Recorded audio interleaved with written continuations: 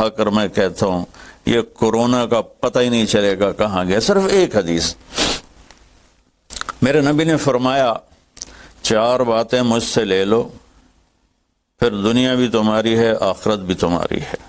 4 اذا کانت فیک، 4 باتیں لے لو مجھ سے پھر دنیا بھی تمہاری ہے آخرت بھی تمہاری ہے.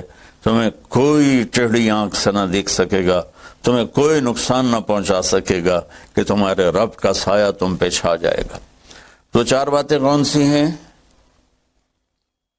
صدق و حدیث، ہمیشہ سچ بولنا، جھوٹ نہ بولنا.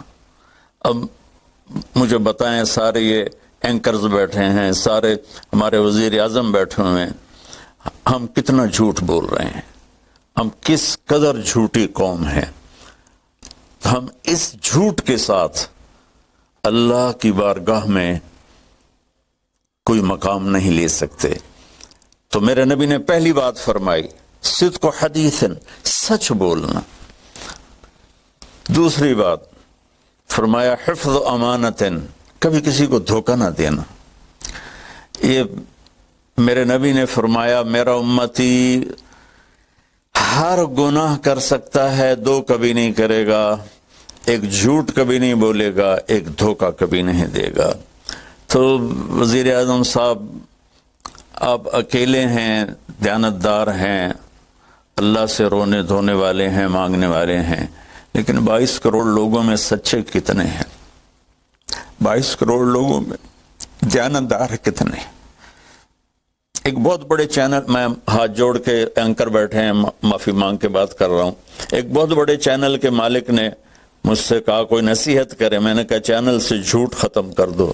کہا پھر چینل ختم ہو سکتا ہے، جھوٹ نہیں ختم ہو سکتا.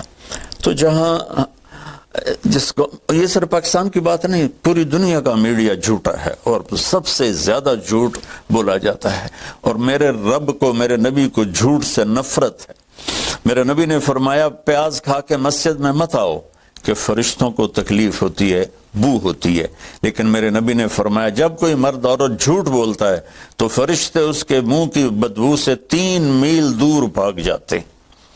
تو جھوٹ اور خیانت کے ساتھ ہم کسی آفت کا مقابلہ نہیں کر سکتے. آپ نے فرمایا صدق و حدیث، حفظ و امانت، سچ بولنا چاہے جان چلی جائے، اور دھوکہ نہ دینا. مسلمان کسی کو دھوکہ نہیں دیتا ہے.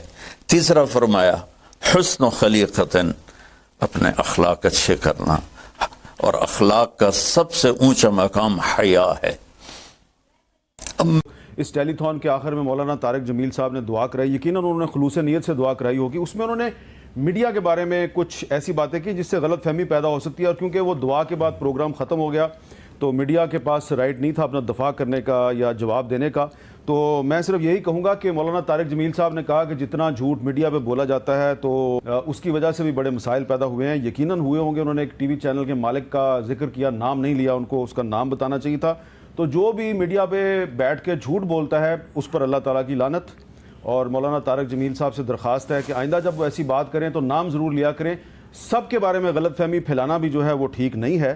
اور انہوں نے آج جو باتیں کی بڑی اچھی بات ہے. یہی باتیں وہ 90s میں جب نواز شریف صاحب وزیر اعظم تھے تو ان کی کابینہ کے اجلاس میں بھی وہ جاتے تھے، وہاں پر بھی وہ اسی طرح خضوع و خشوع سے باتیں کرتے تھے، اور وہ نواز شریف صاحب کے بارے میں بھی وہی باتیں کرتے تھے جو آج کل وہ عمران خان صاحب کے بارے میں کر رہے ہیں. میں اس پہ زیادہ بات نہیں کرتا، ہم ان کا بڑا احترام کرتے ہیں، لیکن کیونکہ انہوں نے ایک ایسی بات کی ہے کہ جس سے میڈیا کے بارے میں کچھ سوالات پیدا ہوئے ہیں تو ہم بھی اس کا جواب دینے کا رائٹ رکھتے ہیں. جس نے بھی جھوٹ بولا ہے میڈیا پر اس پر اللہ تعالیٰ کی لعنت. اور مولانا طارق جمیل صاحب پہ واجب ہے کہ جس چینل کے مالک کا نام لیا انہوں نے کہ وہ کہتا ہے کہ چینل پر اگر جھوٹ نہ بولے تو چینل نہیں چل سکتا، تو یہ ایک بہت بڑی بات ہے، اس کا ان کو نام لینا چاہیے. اور یہ ان کا ایک مذہبی فریضہ ہے کہ ایسے شخص کا نام قوم کے سامنے لے کے آئیں.